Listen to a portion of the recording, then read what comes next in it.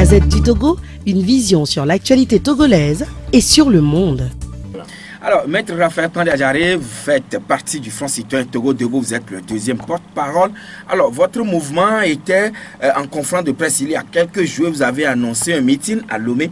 Alors, Maître, pourquoi faire? Oui, le meeting que nous avons annoncé à Lomé, nous sommes en train de nous dire que, vous savez, la société civile a transmis un mémorandum à la représentation de la CEDEAO au Togo le 21 juin 2018. On va y revenir tout à l'heure par rapport au développement compte tenu de ce mémorandum, c'est sûr.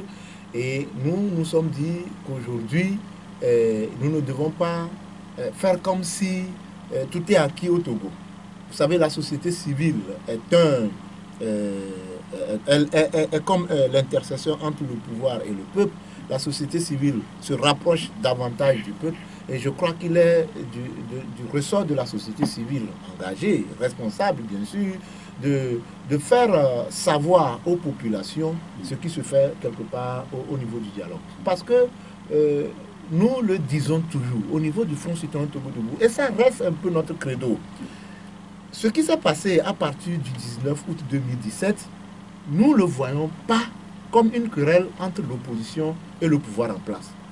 C'est-à-dire, bien sûr, Joachim, si vous lisez, c'est la première fois dans l'histoire du Togo que les Togolais qui sont sur le territoire togolais et ceux de la diaspora se sont levés comme un seul homme pour dire non à une dictature. Dans les années 90, ça s'est passé.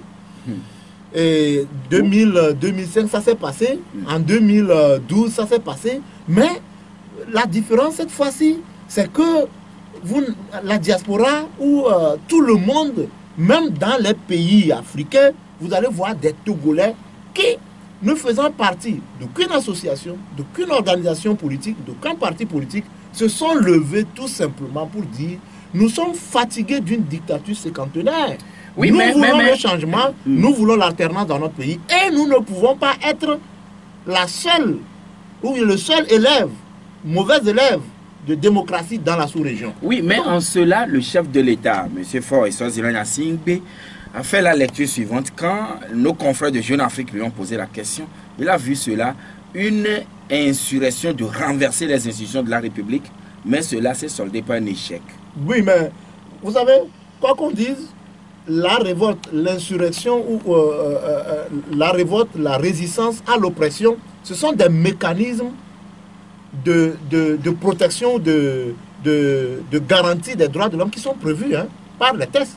La déclaration des droits de l'homme et la déclaration universelle des droits de l'homme du 10 décembre 1948 le prévoit.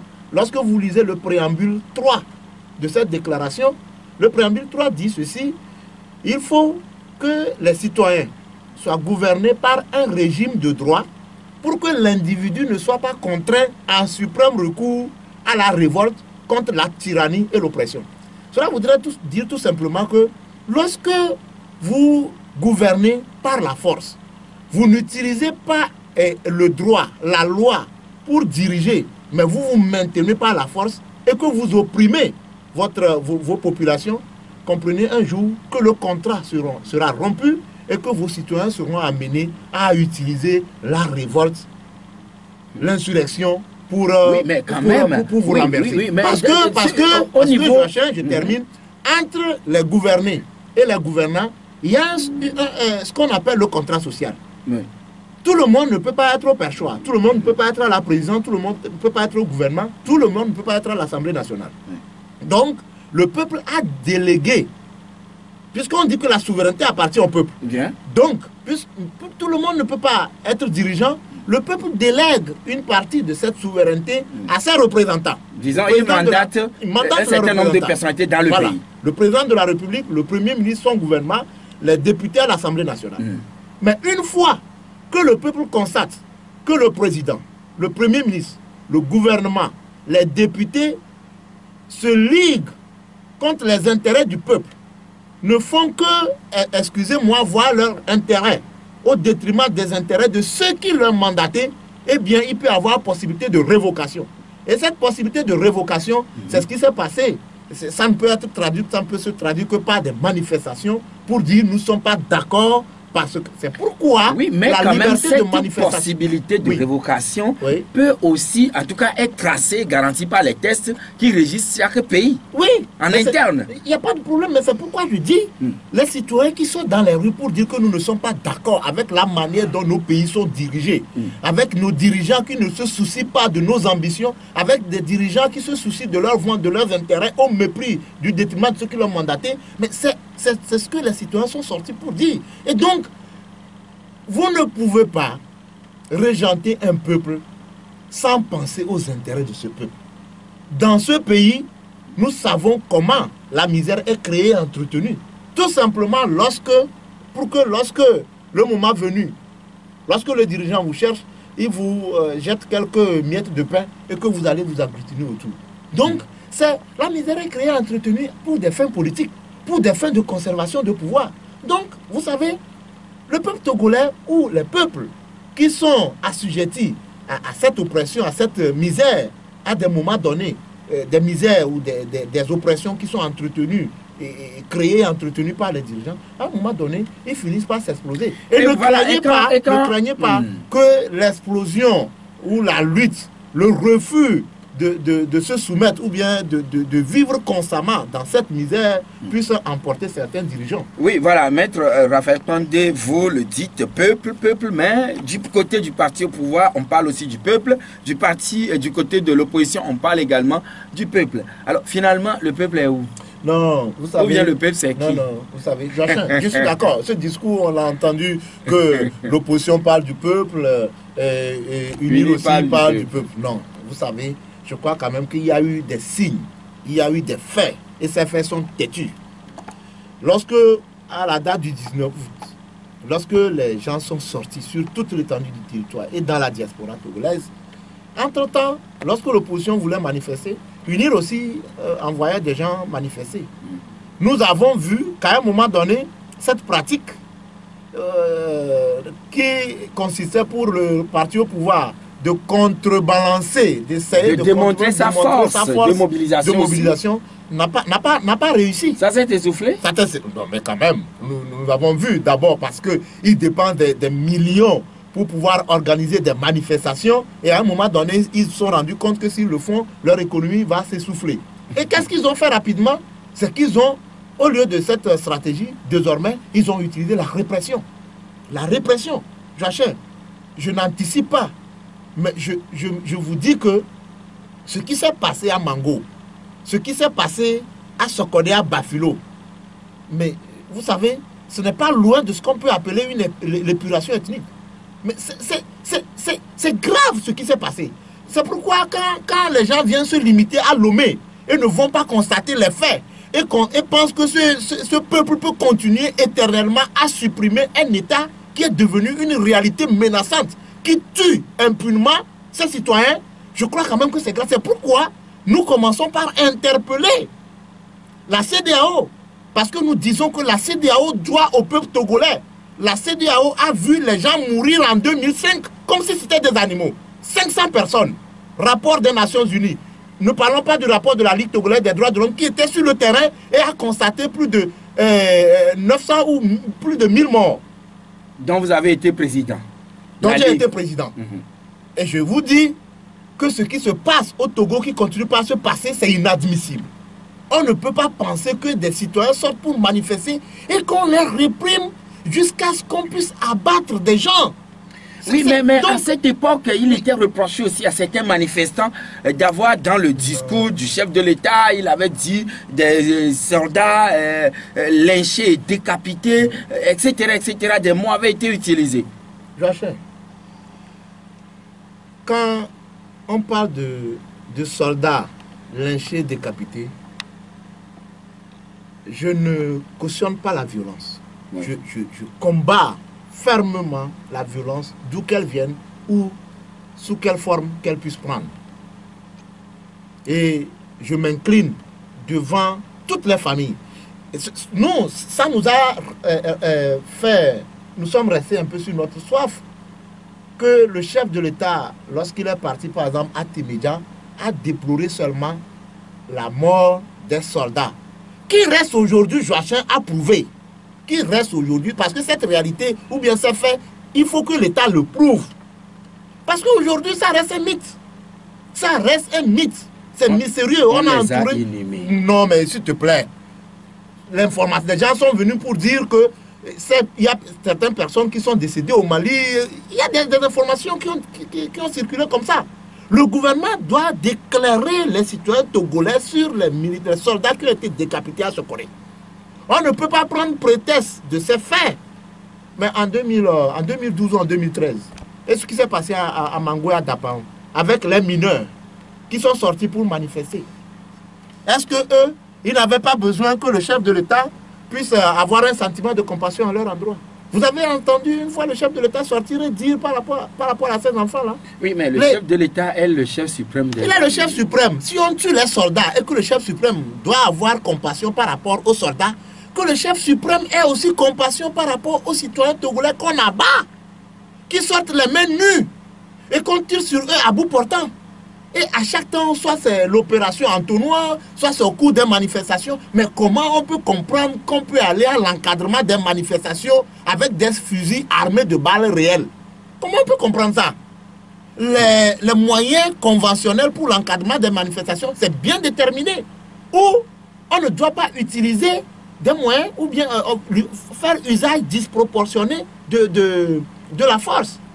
Donc, moi, je pense que c'est pourquoi nous disons, au niveau du Front citoyen Togo Debout, au niveau de la société civile, que courir actuellement pour dire qu'il faut aller organiser des élections, je crois que c'est un risque, un danger réel qu'on fait courir à ce pays, parce que c'est les moments électoraux qui sont les terreaux fertiles lorsque les institutions ne sont pas justes, qui font courir. Ou peut-être ces institutions n'inspirent pas confiance aux citoyens. Alors, il est attendu, oui, par rapport à tout ça, de la CEDEAO, institution sous-régionale, une feuille de route pour guider le Togo graduellement vers une sortie pacifique de crise qu'il traverse depuis le 19 août, la date à laquelle vous avez fait allusion tout à l'heure. Mais dans cette démarche, votre mouvement, disons, le Front citoyen Togo Debout et une organisation des Togolais de la diaspora, je pense qu'Audi Togo, vous avez remis un mémorandum des forces vives de la nation le 21 juin dernier aux représentants de la CEDEAO, M. Lompo Garba, je crois. Alors, dites-nous, maître, quels sont les points clés que contient ce mémorandum que vous avez remis aux représentants de la CEDEAO pour être transmis au chef d'État? Merci beaucoup, Joachim. En fait, vous savez, au niveau de la société civile, maintenant, nous nous sommes dit quand même que nous allons jouer notre partition par rapport à cette crise. Et le Front citoyen Togo Debout est né à la faveur de cette crise. Nous nous sommes créés pour apporter notre contribution à la résolution pacifique et durable. Nous pesons bien nos mots. Résolution pacifique et durable de la crise. Cette crise, elle dure trop au Togo. Et vous avez vu que la société civile n'est pas au dialogue. Il y a le parti au pouvoir uni, il y a le gouvernement, et puis il y a la coalition, l'opposition qui est représentée par la coalition des 14 partis politiques de l'opposition. Et nous nous sommes dit que non, nous n'allons pas rester bras croisés. Il faut faire un travail. Et je crois que ce n'est pas seulement à partir de la date de la transmission du document, de notre mémorandum, à M. Garba Lompo, le représentant résident de la CEDEAO au Togo, qu'on a vu le Front citoyen Togo Debout sur le terrain. Le Front citoyen Togo Debout a commencé ce travail pendant longtemps. L'affaire, je dis que nous avons rencontré toutes les missions diplomatiques et consulaires accréditées dans le pays. Nous en avons fait sur le plan national, nous en avons fait aussi sur le plan international. Pour donner notre position de la crise. Et je crois que avant la remise de notre document, ce travail a permis à certaines personnes d'être bien renseignées, d'être bien informées. Et je crois que l'une des fruits de notre travail, c'est lorsque le nouvel ambassadeur du Togo au Nigeria remettait les lettres de créance au président Buhari, il a bien dit que les transitions pacifiques, politiques, ne sont pas négociables lorsqu'il y a des crises dans les pays africains.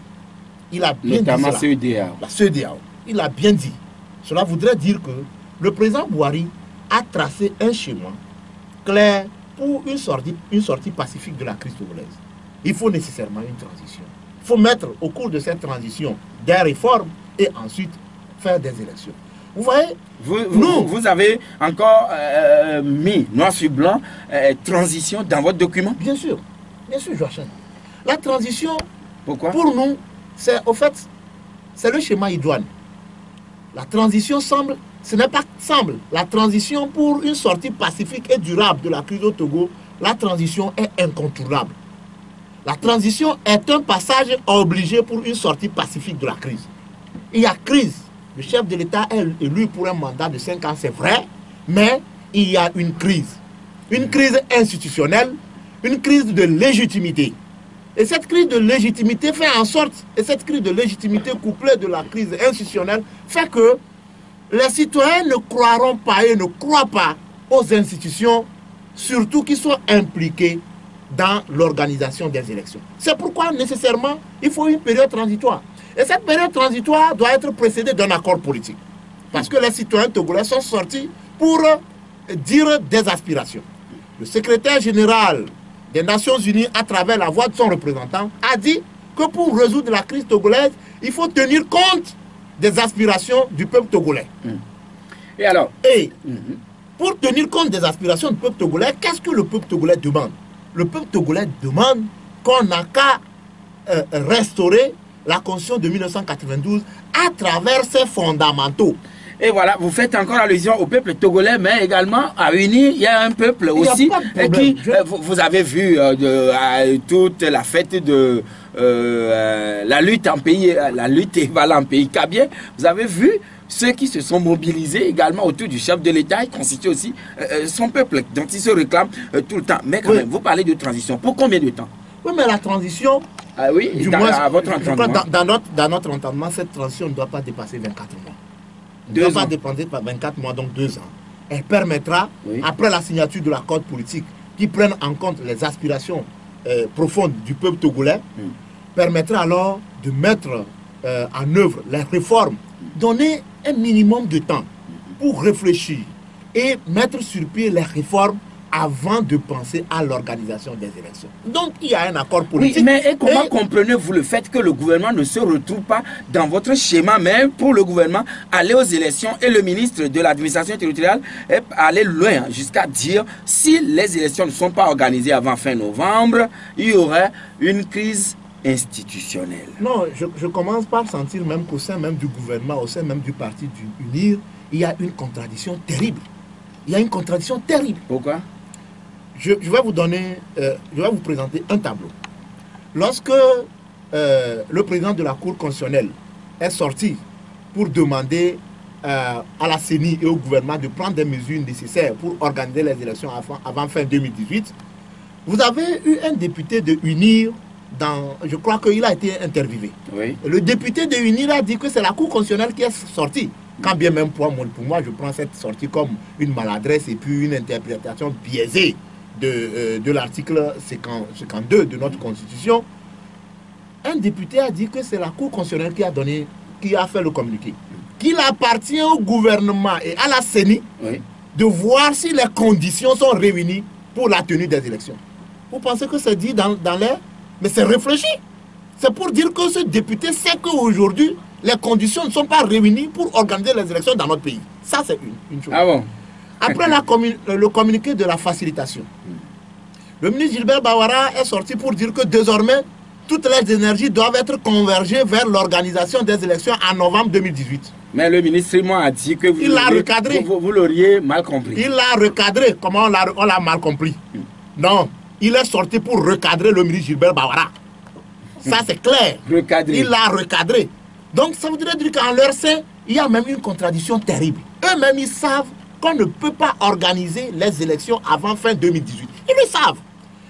J'ai entendu le ministre Boupessi qui dit que ne pas organiser les élections avant fin 2018, c'est encourir une crise institutionnelle. Mais il faut répondre au ministre Boupessi que justement nous sommes en crise institutionnelle qu'on ne peut pas organiser des élections avant fin 2018. C'est de ça qu'il s'agit. Parce que les institutions qui sont impliquées, voyez un peu la preuve de cette crise institutionnelle, c'est la manière dont les élections présidentielles de 2015 ont été proclamées. Vous voyez comment la CENI a proclamé les résultats?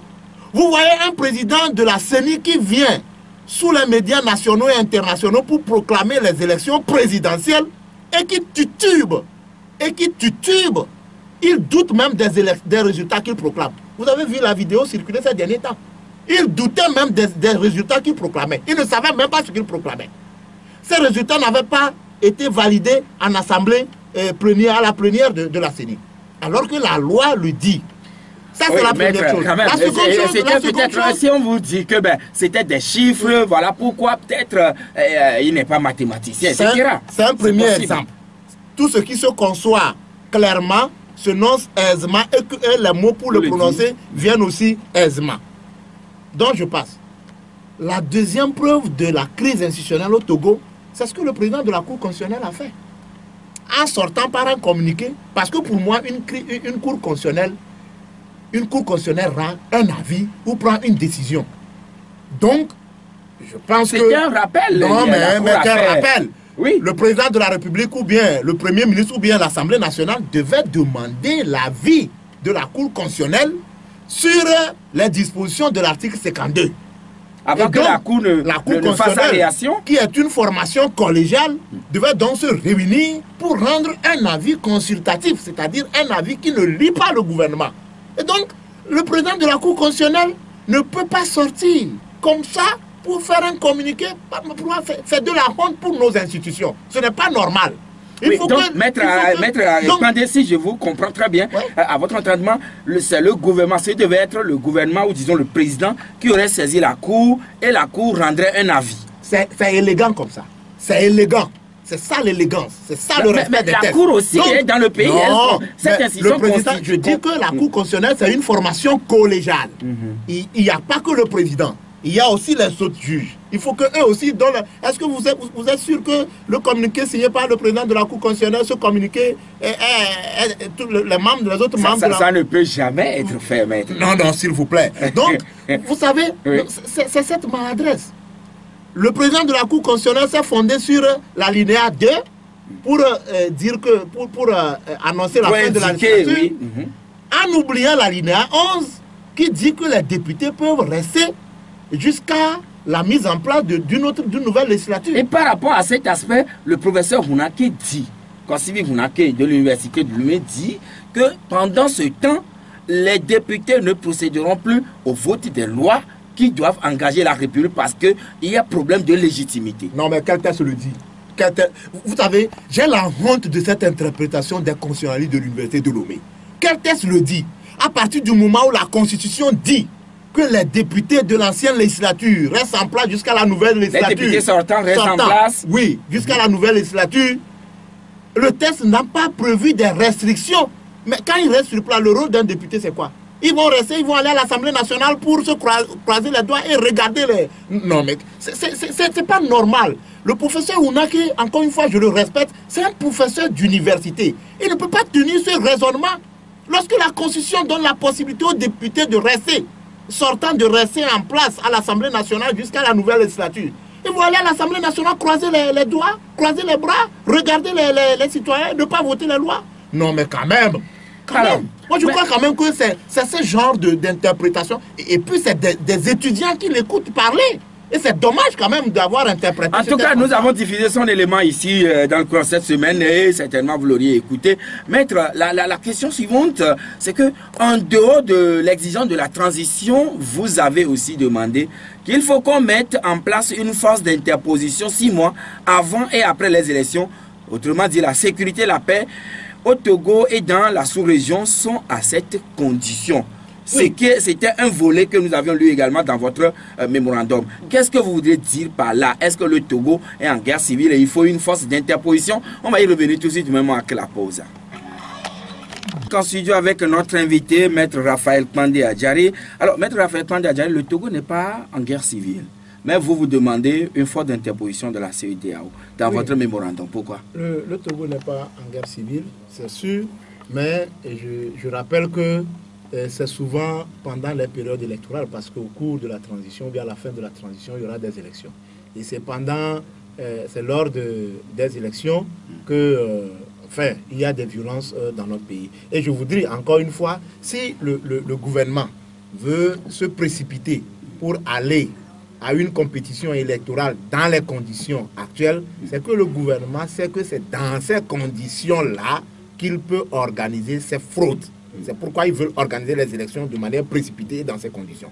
Et donc, par rapport à ce qui s'est passé lors de la transition des années 90-94, c'est pourquoi nous avons pensé qu'il y aura des organes de la transition. Et que ces organes de la transition, c'est-à-dire le président de la République, le premier ministre et son gouvernement, et les institutions qui seront chargées d'organiser les élections, il y aura ces institutions. Et ces institutions ont besoin d'un minimum de protection. Et nous pensons que, voyons un peu, c'est pas que nous disons que l'armée togolaise ou bien les forces de l'ordre togolaises ne sont pas compétents, mais nous pensons que, vu la manière dont ils interviennent dans le débat politique, nous pensons qu'ils doivent rester dans la caserne et appuyer la force d'intervention pour la sécurisation, la sécurité de la transition. C'est pour cela que nous pensons que la CEDEAO, qui est garant de droit de cet accord politique, de l'accord politique qui sera signé, qui sera en quelque sorte l'organe chargé de superviser, de veiller à la mise en application de l'accord, doit nécessairement avoir une force d'interposition pour la sécurité des populations civiles et des organes de la transition. C'est dans cet esprit que vous demandez une force d'interposition. Mais quand même, maître, tout à l'heure, quand je vous ai posé la question sur tout ce qui s'est passé dans le pays à partir du 19 août, alors vous disiez quand même que oui, des soldats qui auraient été tués du côté de Sokodé, etc., restent à vérifier tout cela. Mais quand même, je crois, une autorité envoie quand même dire et démontrer que les soldats avaient bel et bien été tués et il disait caporal chef Acham Nachamba Saint-Saint, numéro matricule 14 9 10 RPC. Également un autre qui serait le corps de sergent Helim Akleso, numéro matricule 17 5 86 RPC. Voilà donc ce qui s'est passé dans la nuit du 16 au 17 octobre. Maintenant, quand nos confrères de Jeune Afrique avaient posé la question au chef de l'État, la question était la suivante. Les manifestations qui se sont déroulées depuis le mois d'août ont fait des victimes. Combien, selon votre décompte? Ça, c'était l'interview était faite, je crois, dans le mois de novembre, quelque chose comme ça. Alors, le chef de l'État avait dit à nos confrères, je le cite, « Je ne cesse de penser à ces victimes innocentes. J'en suis peiné. Nous n'avions nul besoin d'en arriver là. Il y a eu 6 morts par balle du côté des manifestants et 2 membres des forces de l'ordre lynchés et décapités à Sokodé. C'est absolument déplorable. Des enquêtes sont en cours et la justice fera son travail. » Fin de citation. Et une autre question lui a été posée très rapidement. On vous reproche d'avoir tenu des propos revanchards devant les bérets rouges du camp des médias au début de novembre. Est-ce exact? Et le chef de l'État a répondu ici, je le cite encore, écoutez, je suis le chef des armées. Je demande aux militaires de ne pas faire usage de leurs armes. 2 soldats qui gardaient des édifices publics ont été massacrés. Fin de citation. Alors, maître Raphaël Pandé-Adjaré, voilà donc on vous demande de corriger cela, que réellement des soldats avaient été décapités selon le chef de l'État. Ces soldats gardaient des édifices publics. Oui, Joachim, merci. S'il suffisait de rester dans son coin pour publier un rapport ou bien pour faire des photos et venir les rendre publiques, qu'est-ce que le président du RIJAD, Asiba Johnson, cherche en prison? Qu'est-ce qu'il cherche en prison? Dites-moi. Si chacun devait rester dans son coin, faire un rapport, ne pas le rendre public, ou bien un rapport dans son coin, et dire qu'il y a eu tel nombre de morts, tel nombre de personnes blessées, décapitées, etc. Qu'est-ce que M. Asiba Johnson cherche en prison aujourd'hui? On lui demande, on l'accuse d'avoir divulgué de fausses informations. Mais, Joachim, si le ministre de la Sécurité a ce document ou bien ces informations-là, on nous a dit qu'il y a une enquête qui est ouverte. C'est ce qu'on nous a dit, qu'il y a une enquête qui est ouverte. Il faut rendre public cette enquête-là. Dire à quel moment, qui sont ceux qui l'ont fait et quelles sont les personnes. Le chef de l'État a dit que les soldats ont été lynchés et décapités. Ma foi, sur les photos que nous voyons, c'est vrai que des soldats morts, mais je ne vois où est-ce que la personne a été décapitée. Vous voyez comme moi, des têtes sur le corps. C'est des trucs qui créent du doute qui renvoie, qui ressemble à de la manipulation. Et ce dossier a été manipulé. Ce dossier a été utilisé, a été manipulé, a été utilisé d'une manière ou d'une autre pour interdire les manifestations à ce côté. Et je crois quand même que c'est cette manière d'utiliser, de manipuler les informations que la société civile, que nous reprouvons. Et ce n'est pas normal. Ce n'est pas normal. En tout cas, tout ceci, c'est pour inviter les uns les autres à ce qu'on évite à l'avenir ces genres de violences dans le pays. Et revenant donc à cet aspect, Maître Raphaël Kwande-Adjari, la CEDEAO, elle est attendue le 31 juillet prochain. Alors, si la feuille de route ne prend pas en compte exactement ce que vous lui avez envoyé, quelle sera votre réaction?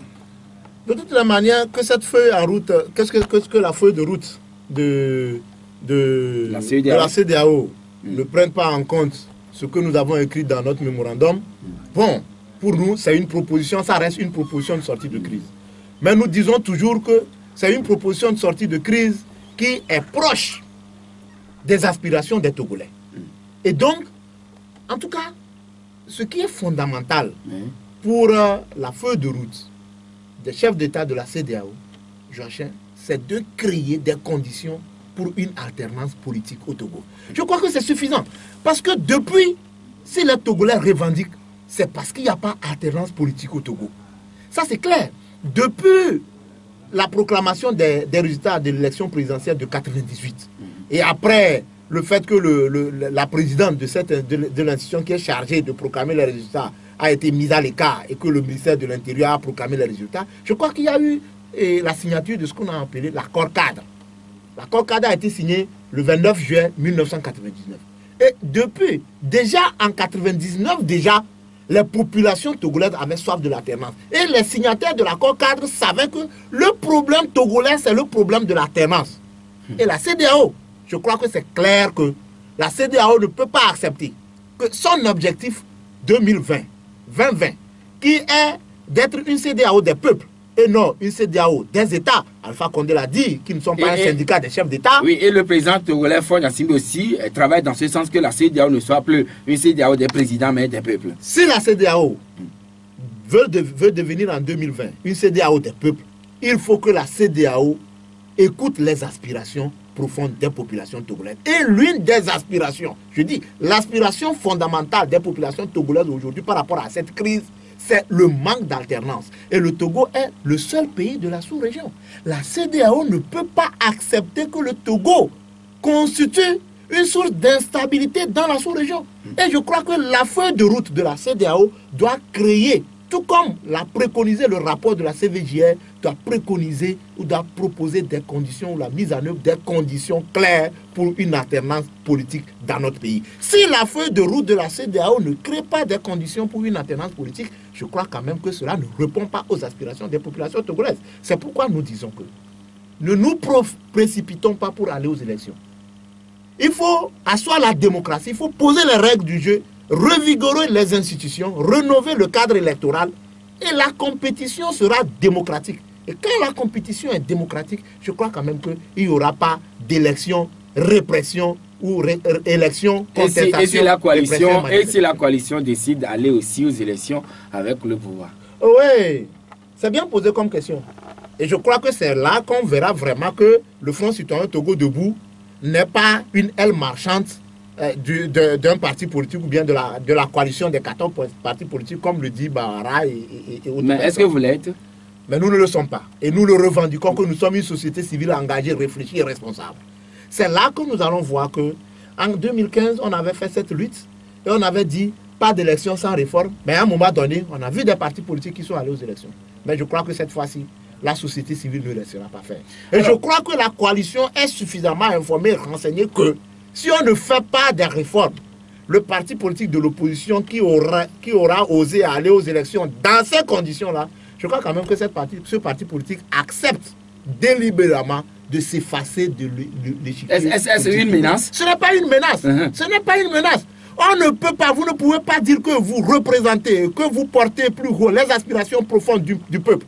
Vous savez ce que le peuple cherche et que la lutte, vous menez une lutte, que les gens tombent, que les gens meurent. Pendant cette lutte, les gens sont tombés, beaucoup de citoyens sont morts. et qu'après tout, on va distribuer des postes ministériels, on va parler d'un gouvernement d'union nationale et on va organiser rapidement les élections et que vous allez aller à ces élections. Quel hommage rendez-vous à ceux qui sont tombés au cours de la lutte? Ah, voilà, Maître Raphaël Kmandi Adjari, vous êtes défenseur attitré des droits de l'homme dans le pays et vous avez toujours milité, vous le faites encore pour la liberté d'expression.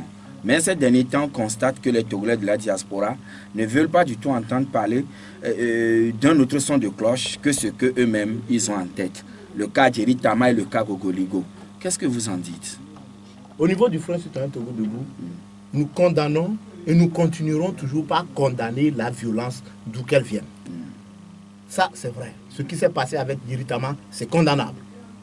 La violence n'a jamais réglé un problème. Ce qui s'est passé avec M. Gogoligo, c'est condamnable. La violence, les menaces n'ont jamais réglé des problèmes.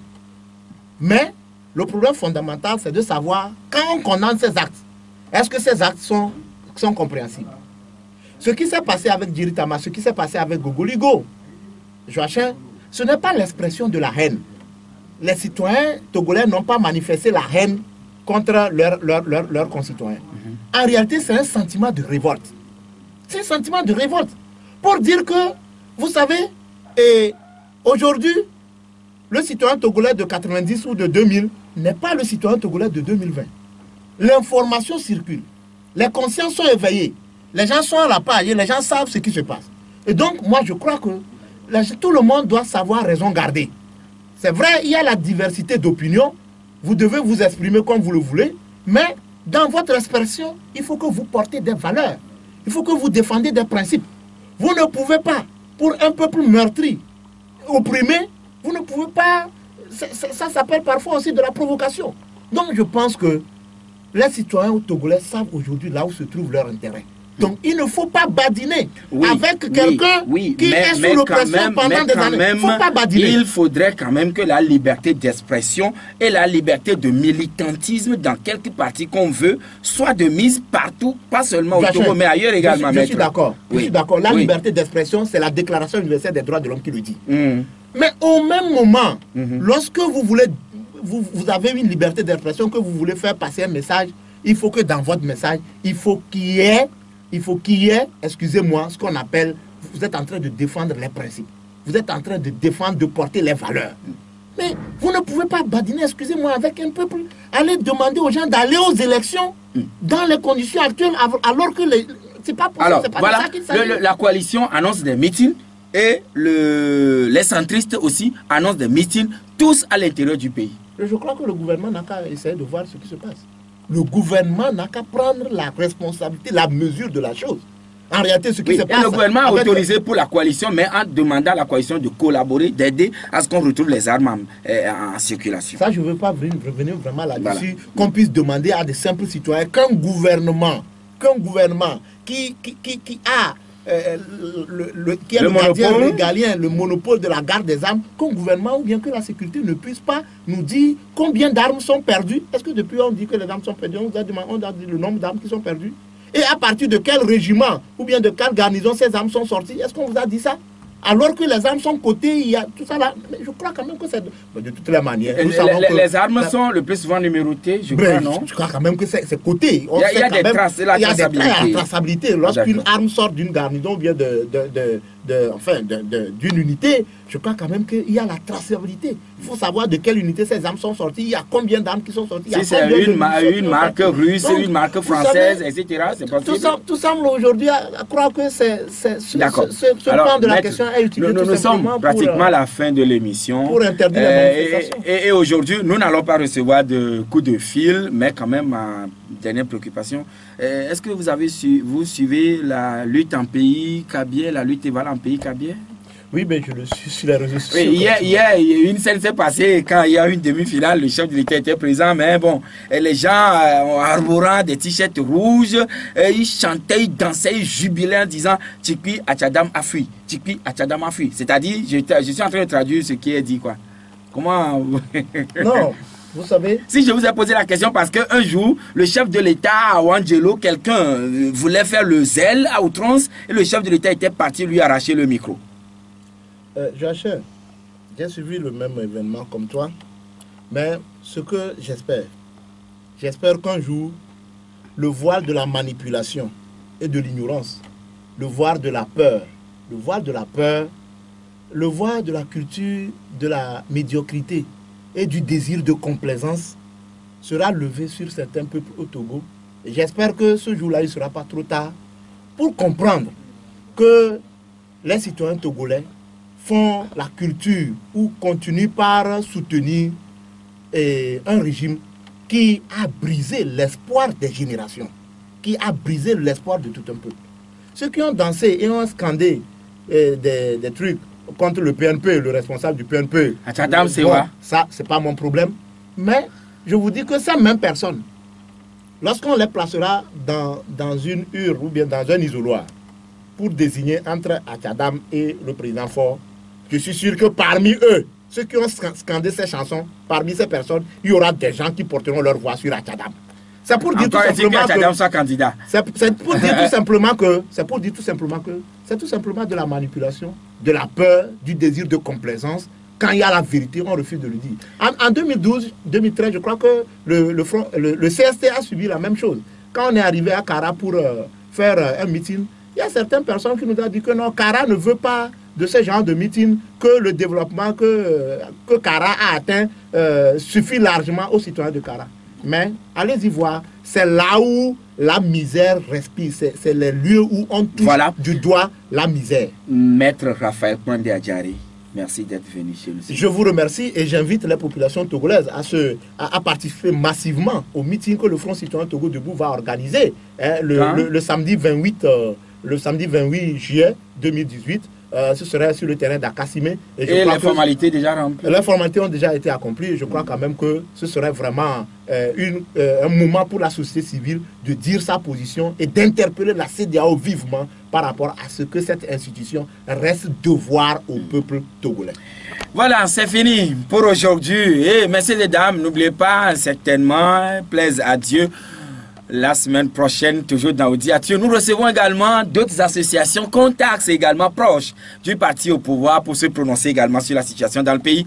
Merci à tous qui nous avez reçus. Merci à IT, merci de nous avoir accompagnés jusqu'à la fin de cette émission. Merci dames, toutes nos excuses si vous n'avez pas pu intervenir ce matin. Merci à Romuald Lanceau. Merci à vous tous. Excellent week-end d'ores et déjà à toutes et à tous.